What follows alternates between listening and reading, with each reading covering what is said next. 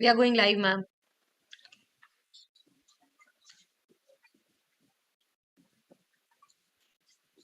Hello, everyone, and welcome to yet another episode of Campus Care Ed Talks. Ed Talks is a platform where educators and leaders come on board and express their viewpoints related to education and society. Our topic for the discussion is why are students opting for more unconventional courses? To express their viewpoints on the same, we have with us Miss Rakhi Verma, Principal of Raval Public School. A very warm welcome to you, ma'am. Thank you, Sakshi. It is a pleasure to be on this platform and discuss this. Since this is the time when children are picking up their careers and courses, so I'm glad that I'm part of this discussion. Thank you for having me. It's a great pleasure, ma'am. It's absolute our pleasure to have you here, and thank you for sparing your precious time for us, ma'am. To start off with the session, ma'am, we have the very first thing that I would like to, really put across to you is why is the popularity of unconventional courses rising these days? See, Sakshi, today's generation, they are not shying away from taking the road less traveled. Earlier, it was whatever was conventional and whatever the children were doing, they were just following. So, and then the children today, they are taking a lead role and they participate in that decision making process. And unlike the yesteryears, nowadays the learners have a greater pool of choices in front of them to pick up from. And also, I would say COVID has also played a role because COVID has broken the myth about many conventional careers because it has proven that you need to be more futuristic while you're picking up the courses and careers. So I believe, and also I would like to add that education is never been an arena where one size fits all. So definitely the range of choices has to be there for the children. Absolutely, ma'am. So, ma'am, are there any traditional courses? What do you think? So, these traditional courses are becoming obsolete, or how do we go about it? See, I would not say that the traditional courses are going obsolete because, going by the number of children who are still appearing for those, when I talk about traditional, the most traditional are the engineering and medical sciences. So we see that the list or the number of children who are appearing for NEET or JEE, that is enormous still. So we cannot say that the traditional courses are becoming obsolete. It is just that, and most of the children, what they are doing is they are picking up the traditional undergraduation courses, and for post graduation they are going a little unconventional. That is the trend which I have seen and which is wise also. So I would not say that the traditional courses are going anywhere or they are going to become obsolete. Absolutely, ma'am. So, ma'am, we would like to understand what are these conventional courses, or when you talk about conventional to unconventional, so what are these courses that we are talking really about, in order to understand that why are people picking it up? Yeah. See, I would discuss a few unconventional courses that I could list, and I discussed with some of the students also. So, and the children are wanting to carve a niche in unconventional careers. So, like I would talk about, say, animator. That is one course. Then web designer, developers, marketing specialists. Then oenology. That's another science which has come up, which is about brewery. So we see that this is also coming up. Then waste management experts. This is another career. Then UAV, that is unmanned aerial vehicles and drone technology. Children are opting these. Then bioinformatics, that is another growing field in which the children study about the human, animal, and plant genes and other genetic information, and this can help in preventing diseases. So this is also picking up. Then anthropology, which is the study of human society, culture, and development. Then oceanography also. This is the study of the seas, especially their physical and biological state, and the other phenomena which are associated with oceans. Then actuarial science. This was very interesting, which I found out. It is the science, or the children study about calculating risk and other issues related to money, insurance, loans, funding, and other fields. So many business establishments, they have a person who's called an actuary who's appointed for this. Then pyrotechnics. This is another very interesting field which is picking up though we do not have it in India, there's no course, but from abroad children are doing, and you'll be surprised to know that pyrotechnic is about the science of fireworks and firework displays. So then forensic sciences, I've seen children are opting for forensic sciences a lot. Then, something interesting which I came across a few months back in the newspaper, that was the India's first intimacy choreographer, who is Astha Khanna. Now she's also done her course from abroad, and which also I found is very interesting, that it's a very unconventional career option. Otherwise, when we talk of film industry, we could think of the maybe somebody is a music producer or a choreographer or a director or other such things. But having an intimacy choreographer who is going to make sure that whenever such scenes are shooted, the people are comfortable and creating such spaces. So there are many unconventional career options which the children have to pick up from, and I believe that's going to maybe not increase the queue for when we are talking about the traditional career options. Children, they get divided, and many new advances of technology and all are happening, like we are talking about now, the electrical vehicles. So that's also going to open many job arenas for the children. Absolutely, ma'am. So it is like plethora of courses that Absolutely, we never heard of. Initially, it was always about if you're a science student, then you can either go for medical, or if you're a non-medical student, you can go for a engineering course. And if you're from commerce background, you have those BCom, CA, BBA. These are the courses that these were the courses that we kept on hearing until today. We are hearing these courses, humanities, and fewer in humanities, English honors. So there are n number of courses, but now that we are coming up with so different courses and so different names, I mean, now it is a wide variety of courses available to, I mean, every sort and every genre of people who are into their own way of creativity, in their own way of understanding their surroundings, and in their own way of learning how their language of education is. So, ma'am, is this rising popularity of unconventional courses just another facade of fad? See, as I pointed out earlier also, that for some, I would say yes, it can be, because we've seen this trend, like when I would say that CIT becomes very popular earlier. So we had so many children talking about forensic sciences suddenly, or some, very popular animated movie would come. So the children would be like, I want to be, earlier when the mobile games are very popular. So we would see every other child saying that I want to become an app developer, or I want to go into that field.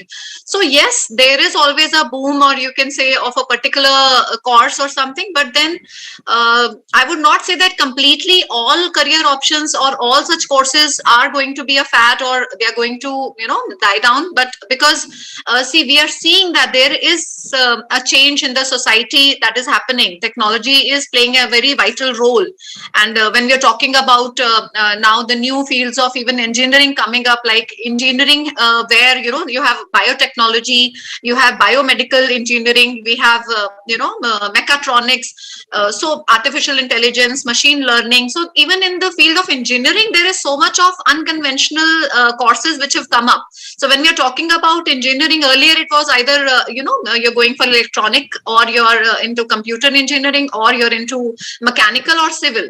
Those were the four main branches. But now the way these have also, there is a multi-pronged courses which have come up, even in such such bifurcations also.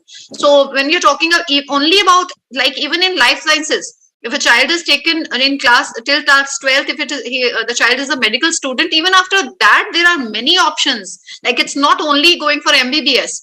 So even in life sciences, there are n number of options which the child can explore. But yes, I would like to add here that now with these unconventional courses coming up, and these career options coming up, we have to make sure that as schools, our responsibility also increases, that we make the children aware of such options, so that they, right from maybe class 8th and ninth, we will have to start educating them. We'll have to make sure that they know about these options, that okay, these are the career options, or these are the courses that I can pick up from, so that they can start thinking in those directions. So even as parents and as educators, we will have to make sure that we kind of do our research well when we are telling the children. So that is very important to make the children aware of these options. Absolutely, ma'am. So it is like, a lot of people still. So there are parents, so there are kids. Not everybody is associated with peer groups, or everybody is associated with family or friends like that, who has the knowledge of, these latest courses, or the offbeat courses, or the courses which are unconventional in nature. Because everybody comes from a mindset and a background wherein we know that these are the limited options that we have, and these are the limited the courses that we can go on for. Because at the end of the day, we are even taught that way. So we are either, choosing our fields in order to understand whether. So when we have to choose in 11th standard about the course stream of commerce with maths or science, or without medical and humanities. So we are, back in our mind, we just have limited courses and a handful of courses that we know.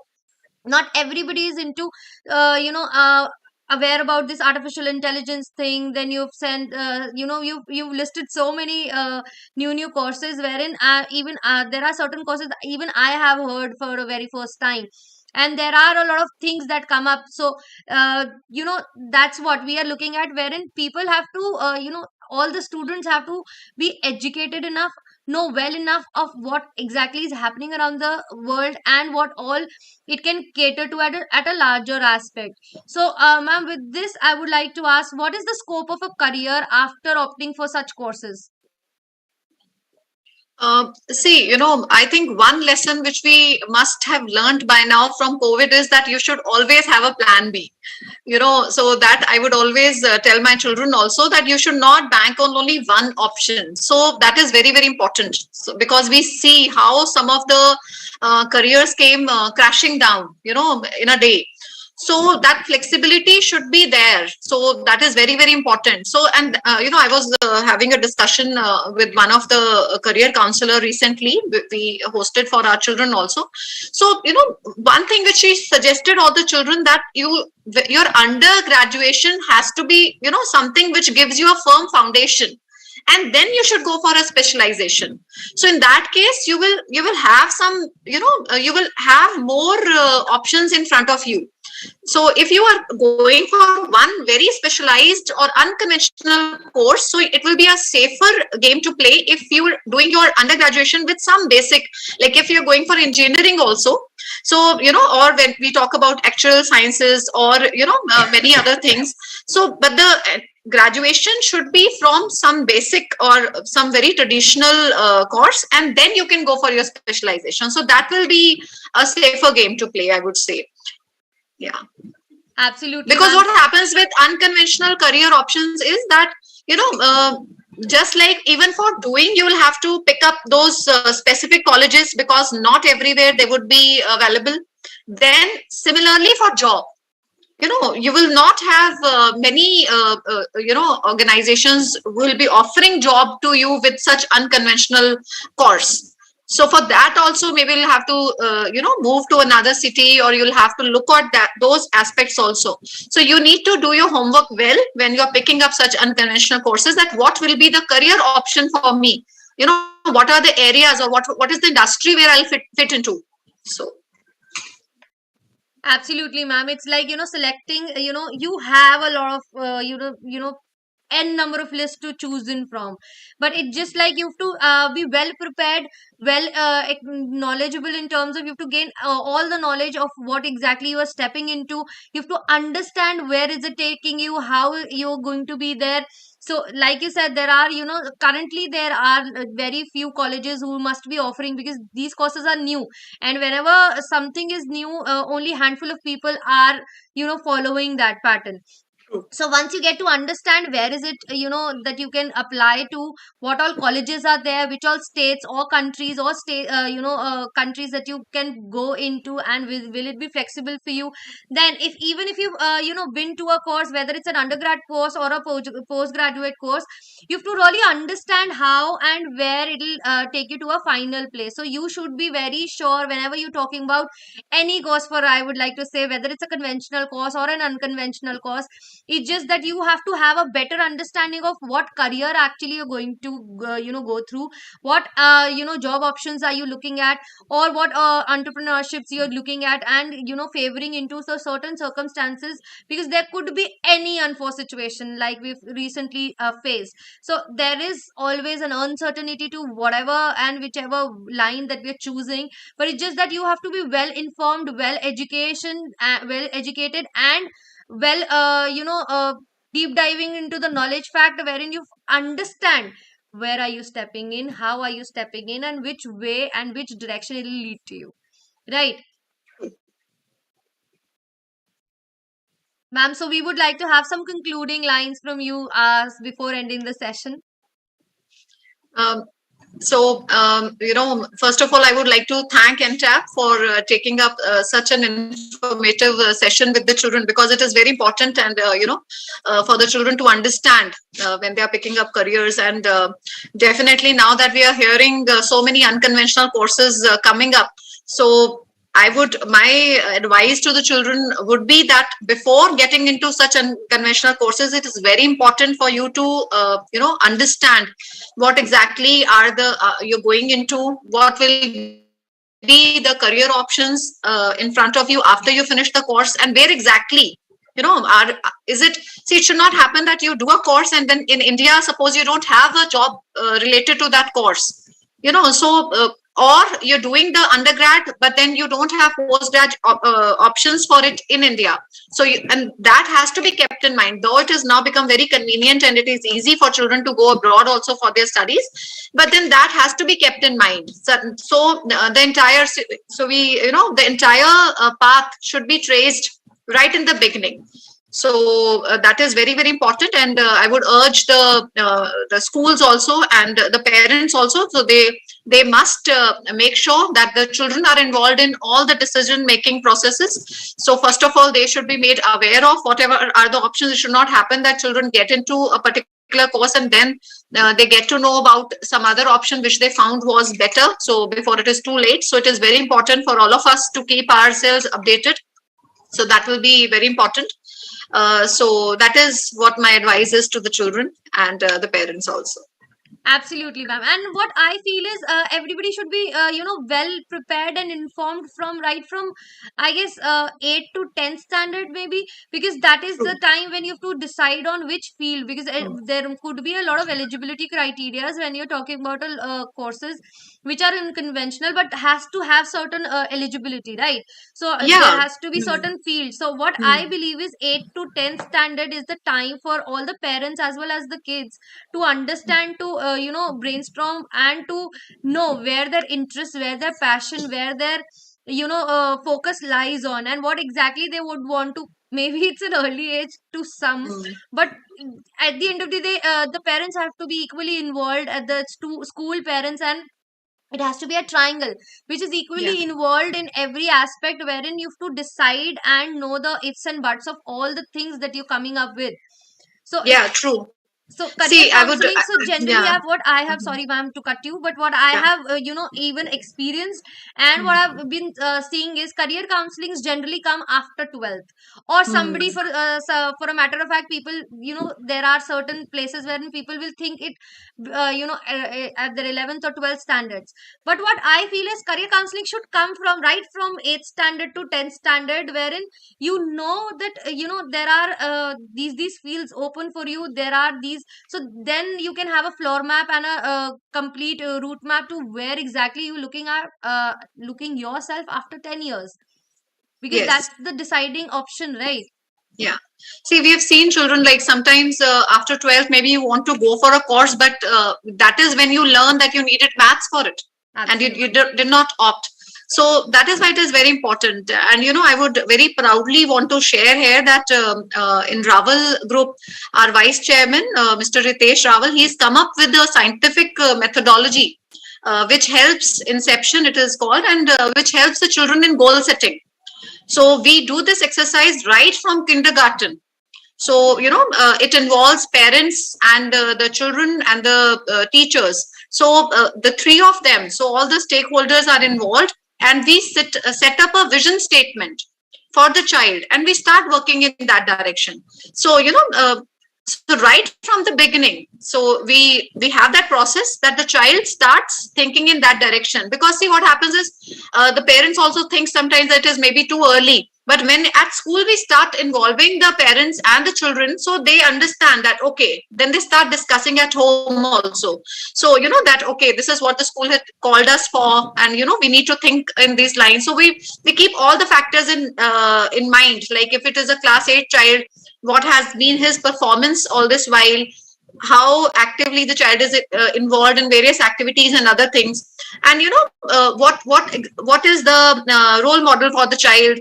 Is the child aware about, or the parents aware about, the career options which are there or the courses which are available? So this is how we gradually, we by class 8 we are ready with a vision statement for the child, and we start working in that direction. So there's a lot of clarity which comes. Absolutely, ma'am. And it's a wow factor to take away from this session wherein you have an inception method Yeah. of, understanding right from the kindergarten stage, wherein you have to, have that understanding, and you are actually giving an understanding to parents, students, as well as the teachers are aware of what exactly is happening. So thank you so much, ma'am, for taking out your precious time and giving us the insight and the way you're actually doing and helping students and parents at the same time to choose a career that will stay for them, and to be satisfied with whatever awareness and knowledge they really need right from the very early stage. So again, it was our pleasure, ma'am. Looking forward to much more sessions like this from you.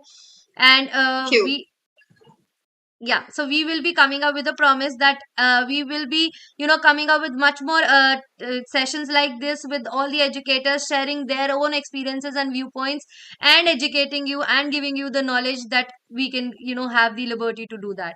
With this note, I, Sakshi, host of the evening, would like to sign off. Have a great day and great evening. Thank you so much. Thank you, Sakshi. Thank you, and Tab. Have a great day ahead. Thank you. Thank you, ma'am.